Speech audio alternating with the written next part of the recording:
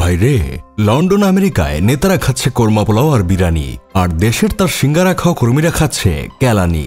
যুক্তরাজ্যে দেশ থেকে পালিয়ে যাওয়া নেতাদের যেন মিলন মেলা হয়েছে।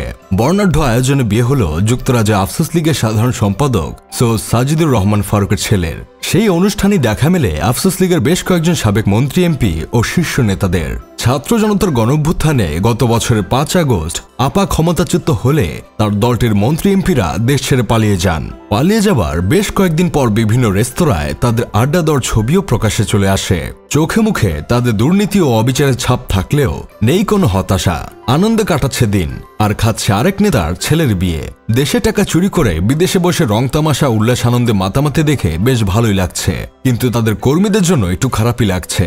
যখন নেতারা লন্ডনে করছে মাস্তি, তখন তাদের কর্মীরা দেশে খাচ্ছে খিস্তি। তাই তো এক লীগার কর্মী ভিডিও বার্তা দিয়ে এমন পলাতক নেতাদের উদ্দেশ্যে বলছিল, প্রিয় ভাই, প্রিয় নেতা, যাদের পিছনে ঘুরে ঘুরে সময় পার করতে হতো, প্রিয় অভিভাবক লিখে ফেসবুকে পোস্ট না দিলে মন খারাপ করত, নেতাদের মিছিল করার জন্য ফোন আসতো, কিন্তু সেই নেতা, প্রিয় ভাইরা এখন কোথায়? 5ই আগস্টের পর 500 টাকা দিয়েও কেউ জিগায় নাই, 5 মিনিট কল দিয়েও কেউ কথা কয় নাই। এটাই হলো রাজনীতির ভবিষ্যৎ। তারপর আরো একজন চালাক নেতার কর্মী সেখানে কমেন্ট করছে, আমাদের কেউ জিগায় নাই ভাই, তারপরও আওয়ামী লীগকে ভালোবাসি, কিন্তু মাঠ নামবো না। আগে যারা বিদেশে চলে গেছে তারা দেশে আসুক, তারপর মাঠে নামবো। আসলেই এই দুনিয়ায় একটু চালাক না হলে দুনিয়াতে চলা মুশকিল। সব কর্মীদের যদি এভাবেই চোখ খুলে যেত, তাহলে এতদিন পর এসেও বিদেশ পলাতক নেতাদের কথায় রাস্তায় নেমে পাছা লাল করতো না। আমাদের দেশে নেতাদের পাচাটা এমনও কিছু কর্মী আছে যাদেরকে বাইকের তেল খরচ দেয় নিজের বাপে, পড়াশোনা করায় নিজের বাপে, ঈদে পাঞ্জাবি কিনেও দেয় নিজের বাপে, কিন্তু সেই পাঞ্জাবি পরে নেতার সাথে ছবি তুলে ফেসবুকে ক্যাপশন দেয়, আমার প্রিয় অভিভাবক। তা এখন যখন দেখছো তোমার নেতা লন্ডনে বসে হাসি খুশি ভাবে বিরিয়ানি খাচ্ছে আর তুমি দেশে বসে কেলানি খাচ্ছ, তখন তোমরা কেমন বোধ করছো? এসব পাঁচটা কর্মীদের উদ্দেশ্যে একটা গান লিখছিলাম। গানটা ছিল এমন, এক ঢোক কোক আর একটা সিঙ্গারার জন্য আমরা রাস্তায় যুদ্ধ করি, নেতার মুখে একটু হাসি ফোটানোর জন্য আমরা রাস্তায় পুলিশের ডান্ডার বাড়ি খেয়ে পেছন করি লাল।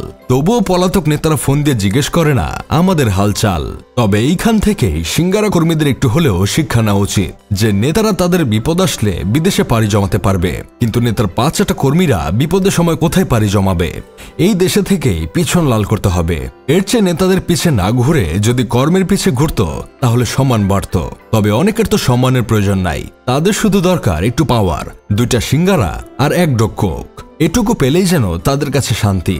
কিন্তু এই অন্ধ ভক্তদের কে বুঝাবে যে তাদের কাঁধে পা রেখে তার নেতারা যে বিদেশে বসে বসে ফুর্তি করছে, তাদের উপর হুকুম চালাচ্ছে।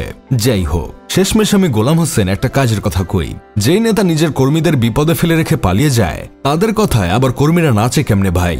ভাবতেই তো লজ্জা লাগে। কিন্তু লজ্জা লাগে না চামচাদের। দেশে যতদিন এমন সিঙ্গারা খাওয়া কর্মী নামক চামচা থাকবে, ততদিন এদেশের রাজনীতির কোনো পরিবর্তন হবে না।